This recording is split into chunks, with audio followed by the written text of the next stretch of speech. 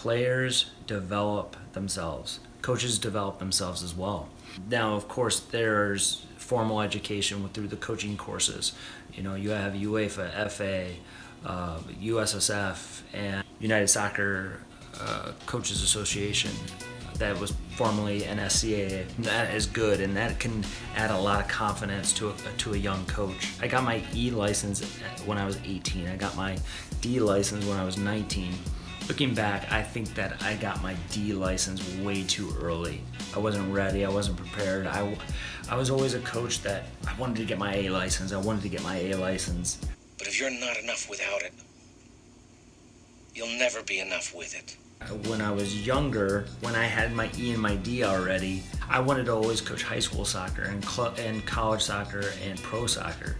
And then one of my first club coaching jobs was a U10 girls team, and I had no idea what I was doing. What the hell's going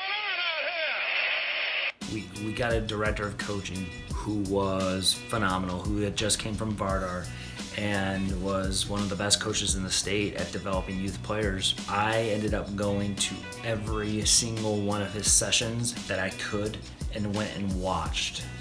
There's one thing of having team meetings and coaching meetings and everything and going to get a cup of coffee and picking a guy's brain, but there's another when you go and watch his sessions. And if you're a young coach looking how to develop as a young coach, I would recommend going and watching sessions. Just observe. Don't help out. You don't need to help out. Just go and observe sessions. See what they work on, especially when he's working with the younger ones. See how he corrects players. See how fast he moves on through the session. See how many water breaks he gives. I can't stand it when I see a coaching session or a training session and 5 minutes in they're already getting drinks.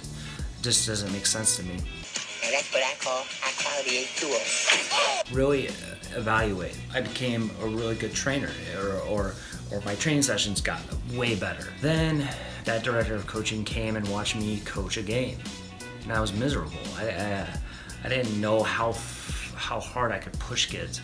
So he stepped right in and he got on the kids. Started just saying simple things like challenge everything. The way that the kids reacted to that really stood out to me, and how kids need to be driven a little bit. I guess the moral of the story is, of course, find mentors, but also go and look at how they conduct themselves in a training session.